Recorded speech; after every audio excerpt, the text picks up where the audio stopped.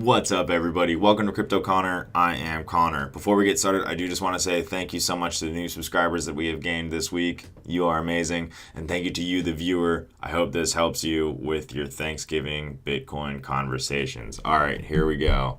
What we're going to be talking about today, like I said, how to talk to your family about Bitcoin.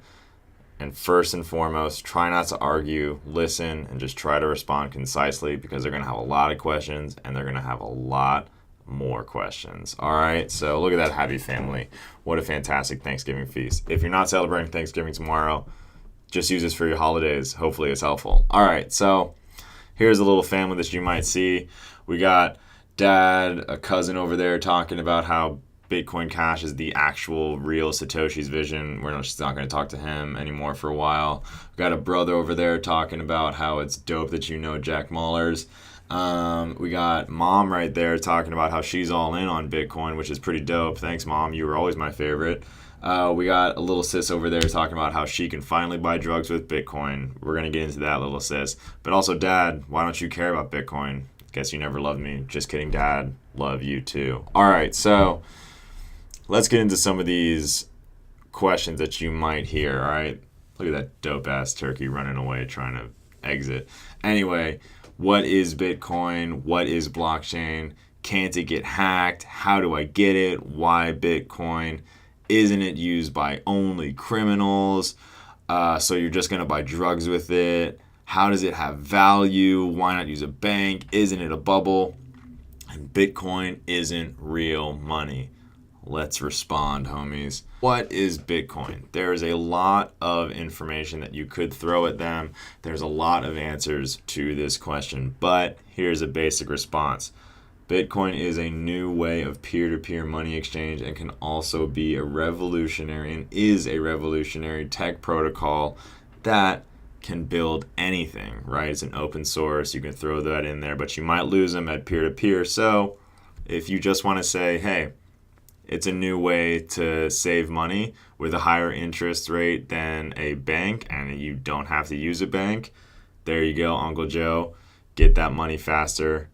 You might not need to use a bank anymore, all right? It's a great store of value. You can throw that in there as well. And then from there, they've all heard blockchain, right? Blockchain, blockchain, blockchain, blockchain. What is blockchain, blockchain, blockchain? That is also kind of a larger question, but it's a system of linked information from block to block, right? It's a public ledger, key, transaction, transaction, transaction, all in one block, blocks chained up all together. A lot of information is a block chain. Boom, right? Can't it get hacked? Yes, I have come to the realization that if you go with no, it can't get hacked, they're not going to listen. They're just going to tune you out. So just go with, you know what? It does get hacked.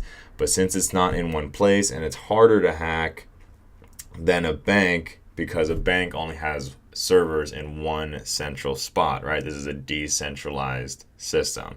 Also, it's a public ledger. Freaking anybody can see this public ledger, and all of the miners are watching it all the time. That's something that people don't understand that much, right? The miners are an extra layer of security, constantly watching, constantly checking, making sure that we are not getting screwed all the time, right? And then once you mention a miner, they're going to go, oh yeah, mining blockchain, mining Bitcoin. What's a miner, right? And then a miner, come back with, is just a person or a lot of people using computers to unlock the next block in the chain, right? You can go into Satoshi's mathematical formulas a little bit, but you might lose them. So just go with basically a person or a lot of people trying to find the next block or token Bitcoin in the system, right? Then they're like, wait, that actually sounds pretty dope. Where can I get it? And that is like, oh my gosh, thank you so much, Uncle Paul. You are amazing. You were actually always my favorite. Here, let me set you up with a Bitcoin wallet really quick on your smartphone, and I'll send you $1 and just watch how simple this is. From there, though, there's going to be one of those relatives in the back that are just like, oh, wait. Okay, but isn't it just used by criminals?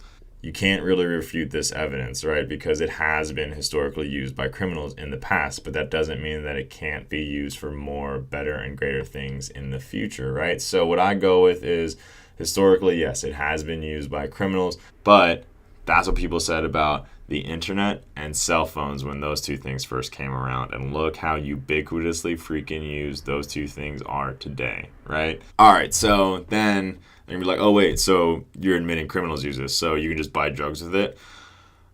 I guess, yeah, you can buy drugs with it, but you know what? I have $20 in my pocket and I can just walk down the street and buy drugs too with cash. Is it any different than any other currency? No. So, whatever. I don't really understand that. And then it's like, all right, wait. So you're telling me that all these things are possible with Bitcoin, but hey, how does it have value, right? Boom. I got an answer for you.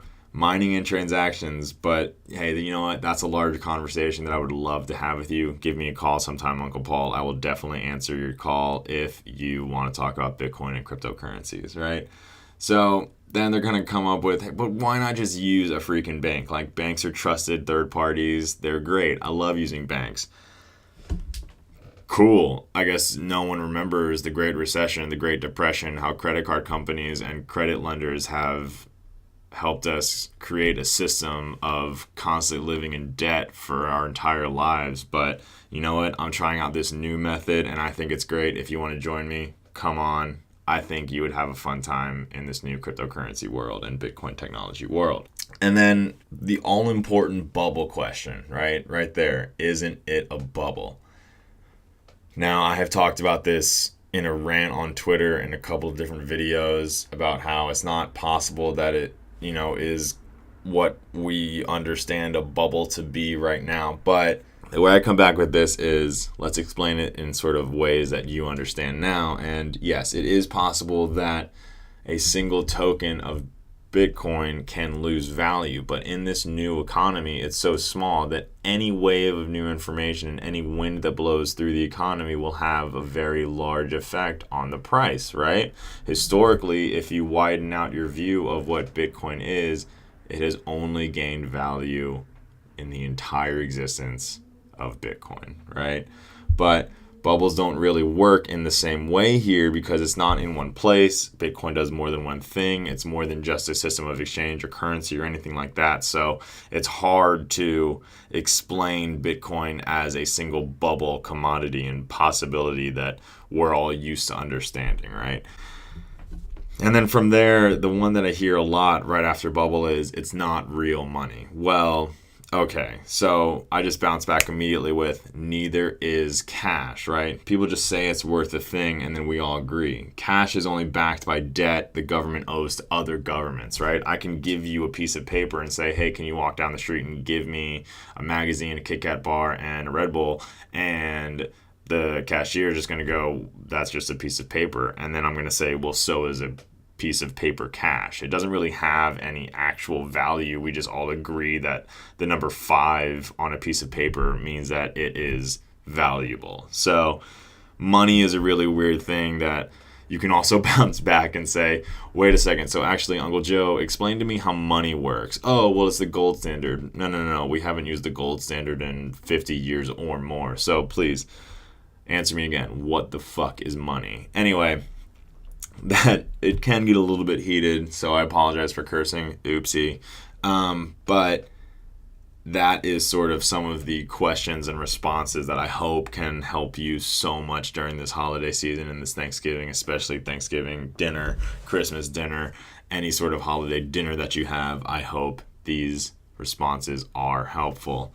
Let me know what you thought about these questions and responses in the comments down below. Have you heard other questions and do you have better responses to these same questions? I would love to know your thoughts, homies. Let me know in the comments down below. If you are new to the channel, thank you so much for watching. If you like this video, hit that subscribe button. Freaking throw your homie a notification bell click and throw your homie a like. Oh my gosh, that would be amazing.